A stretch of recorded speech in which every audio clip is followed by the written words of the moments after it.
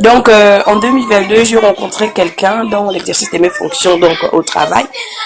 Et c'était un homme de Dieu, un apôtre qui revenait de d'ailleurs. Voilà. Et c'est moi qui l'a réalisé. Il venait pour un programme au Gabon. Je suis au Gabon. Et derrière tout le monde que le monsieur m'a vu, oh non, le Seigneur a dit que tu es ma femme. Le Seigneur m'a révélé, il faut faire attention avec les révélations. Le Seigneur m'a dit que tu es ma femme et tout. Dès que je t'ai vu, j'ai vu que tu seras la femme du ministère et tout. C'est comme ça qu'on a commencé à apprendre à se connaître. Restaurant, on s'est invité et tout et tout. Et au début et tout, on a commencé à discuter de tout et de rien. Et du coup, le monsieur a commencé à lancer le projet de mariage. Non, moi, je vais t'épouser et tout parce que j'avais du regard que moi, je sers Dieu. Et je suis dans la chasteté, donc je vis la sanctification avec les... Et du coup, le monsieur a dit, oui, moi aussi, je suis dans la sanctification. Parce que ces gens-là vont même te faire croire qu'ils sont dedans. Non, moi aussi, je suis dans la sanctification, il n'y a pas de souci. Je vais attendre, il n'y a pas de problème, je t'assure, cher. Et du coup, on a commencé à se fréquenter, c'était comme ça. Le gars a tellement mis la pression, vouloir rencontrer les parents, vouloir même rencontrer même le patriarche de chez nous. Jusqu'à, il m'a dévancé du point je suis au travail. C'est ma mère qui m'appelle pour me dire que mais il y a un homme de Dieu ici qui est venu ici pour dire que tu bloques les choses, il veut demander. Je t'assure, servant de Dieu, que ça allait vite. On a vu les parents, il a pris la liste, sans qu'on ne se touche, genre pour me rassurer et tout. À un mois avant le mariage, il m'appelle et tout, on se rencontre, il me dit oh non, écoute, on a déjà lancé le processus et tout. Moi, je veux qu'on commence à sortir ensemble. Tu es déjà ma femme. Dieu a déjà vu spirituellement que tu es ma femme. Et Dieu regarde que non, mais attends, parce que c'est ce qu'on s'est dit. On ne s'est pas dit, on attend déjà presque, on est déjà à un mois du mariage. Pas besoin d'aller au lit et tout. On va patienter. Oh non, et tout. On est déjà à côté. Il faut que je te connaisse aussi. J'ai dit non, papa. Tu as dit, tu fais la sanctification. Vivons la chasteté, la sanctification là, jusqu'après le mariage. Papa, c'est à côté. Et je t'assure, en fait, je ne sais pas s'il voulait me tester dans le sens que, comme on était déjà un mois du mariage, donc du coup, je devais céder. Donc du coup, je devais me laisser aller parce que bon, le mariage est déjà là. Mais le Seigneur n'a pas permis. Le gars a commencé à amener la chaleur, la chaleur, la chaleur. À l'avant-dernière réunion, où je face à des familles où tout était déjà prêt, il m'appelle pour me dire que non, son père est malade en Angola. Il doit voyager au moins pour une semaine avant de revenir, avant qu'on ne fasse le mariage. Il doit aller prendre la délégation angolaise pour revenir au Gabon. J'ai dit au gars que, et là, on est déjà un mois, quelques semaines du mariage. Tu vas en Angola comment? Oh non, essaie de voir tes parents. Le gars a même pleuré. Je vous dis qu'il y a des menteurs. J'ai dit au gars qu'il n'y a pas de souci. Donc on va aller voir mon oncle pour essayer de renvoyer le mariage. Parce que tu es en train de voyager pour éviter, je veux pas qu'on se marie, tu es triste. On est parti voir mon oncle et toi, non, papa, je vais revenir. Je vais d'abord en Angola, je reviens et tout machin. Quand le gars a voyagé, servant de Dieu, ça n'a même pas fait une semaine. Le gars me fait le message pour me dire qu'écoute, j'étais sur la montagne au Congo. Le Seigneur m'a dit que c'est pas le mariage pour le moment, c'est d'abord le ministère. Servant de Dieu, imagine. Nous au Gabon ici là, quand on parle de mariage, l'organisation c'est le feu. Ça veut dire que le côté paternel, on te dit que mes accessoires coutumiers étaient prêts, ma robe, la salle, tout, la décoration. J'ai dit au gars, excuse-moi, pardon, les faire pas, les pagnes ont été à distribuer, donc on attendait seulement le jour du mariage. J'ai dit au gars que pardon, prends seulement ton avion, tu viens au Gabon, tu viens de me marier, ne commence même pas, ne commence même pas. Je t'assure. Le gars a tellement dit, il a créé tout. Oh, je vis en toi, les esprits des eaux. Je vis en toi que tu es rebelle. Je vis en toi que tu ne seras pas soumise. J'ai peur pour le ministère. Il a créé des histoires que je ne comprenais pas. Je t'assure que vraiment, heureusement que le Seigneur, sinon j'ai failli faire. J'aurais fait une dépression. Il y a de quoi avec tout ça là? Parce que, en fait, tout était prêt. Ce que je dis, je commence à annoncer ça comme à la famille. C'est deux familles qui sont prêtes, mon frère.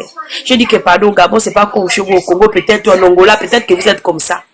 Tu as déplacé deux familles, papa, pardon. Et avec ça, on ne fait que On ne fait que te faire le message. Mais à quel niveau? À quel niveau? À quel niveau, maman? Le jour du mariage, le téléphone ne faisait que sonner. Je n'ai même pas le téléphone à ma mais c'est ma soeur qui répondait. Ça annulé, ça annulé, ça annulé, ça annulé. En fait, c'est pour dire que ils ont la ruse. Il suffisait juste que je cède. Et même, en fait, que je cède, que je ne cède pas, ce mari n'est pas voir lui. Parce qu'il avait une mission. Et ils sont nombreux comme ça, maman. Après cette expérience, je suis allée dans un ministère parce que je suis restée à la maison. Vraiment, je me suis découragée. J'ai servi mon Dieu à la maison. Découragée que non, Seigneur, ça c'est quelle histoire? On veut la sanctification, c'est encore les gens que tu dis que ce sont tes fils qui viennent encore nous chercher les problèmes. On fuit le dehors, on fuit le païen. On vient en Christ, c'est même le chrétien qui vient même encore pour chercher. Attends. Et cette histoire-là a apporté une mauvaise image des hommes de Dieu dans ma famille. Et même aujourd'hui, je t'assure, je bénis Dieu que cette histoire de mariage là n'est plus, c'est pas ma priorité, mais ce serait maintenant difficile. Ce genre, le Seigneur doit toucher le cœur de ma famille si je présente un homme aujourd'hui. Parce qu'on va dire que toi, avec ton histoire de Dieu là, tu nous as déjà créé quelque chose de dépenses pour rien.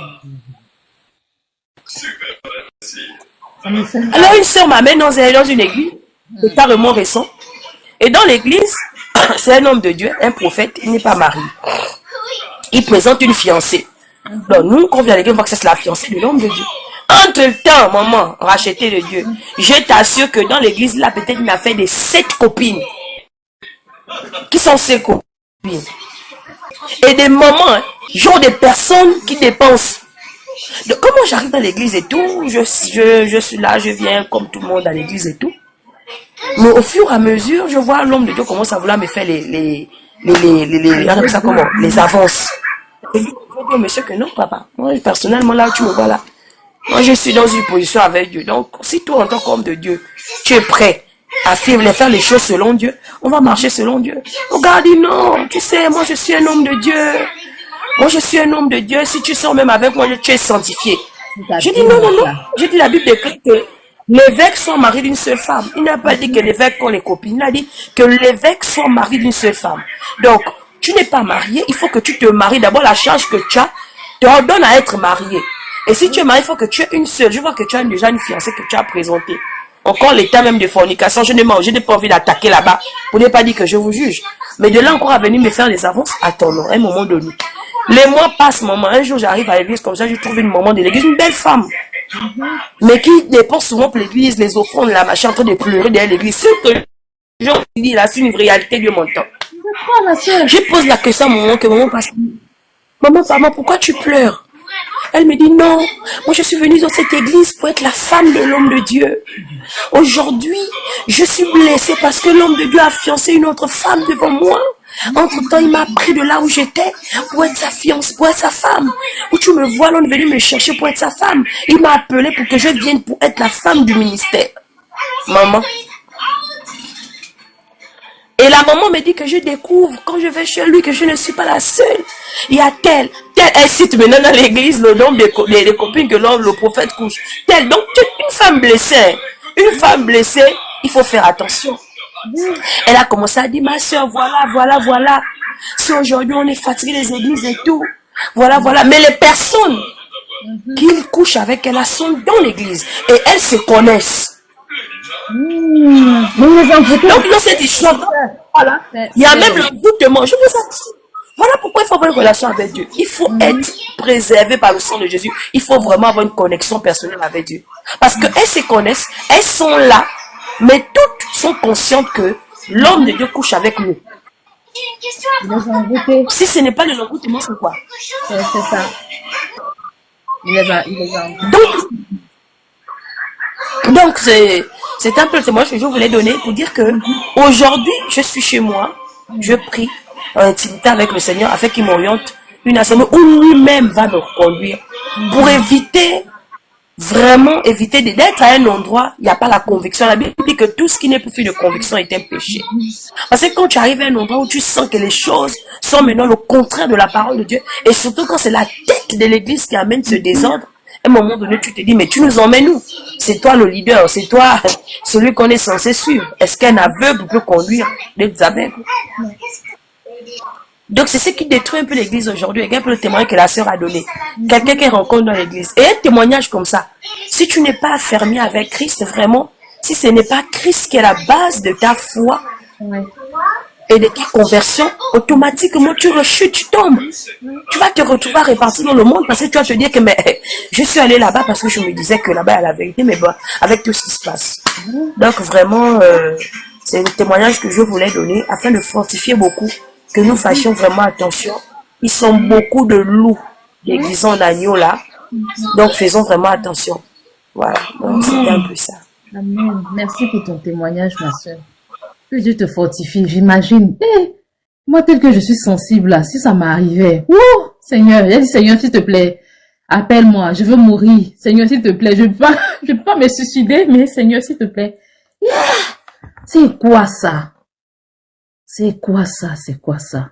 Parfois, je me dis, Seigneur, si tu pouvais agir comme au temps de Ananias et Saphira. Ma soeur, le prophète, là, c'est pas un vrai prophète. C'est des charlatans, tous ceux-là. C'est des charlatans. Ce sont pas des vrais chrétiens. Si moi, j'ai une église à recommander, les vieilles églises, les églises qui datent de 1900 Tchoé. Sinon, les missions des prophètes qui disent que Dieu m'a parlé, Dieu m'a quoi. Évitez, bon, Seigneur, pardonne-moi. Mais si tu n'es pas encore affermi, il vaut mieux éviter les nouvelles églises qui viennent de pousser le prophète qui a la grosse chaîne, qui est toujours dans le spectacle, toujours fait des choses pour qu'on le regarde. Les églises, même l'église où je fréquente, l'église où je suis ici, c'est posé quoi? C'est pas des histoires. J'envoie l'ancien du mariage. Non. On t'enseigne la parole de Dieu clairement, posément. On t'invite à prier. Quand tu finis, c'est tombé dans ta relation avec le Saint-Esprit que tu vas faire les je vois, Saint-Esprit. Il y a pas ce spectacle-là. Les gens aiment trop le spectacle.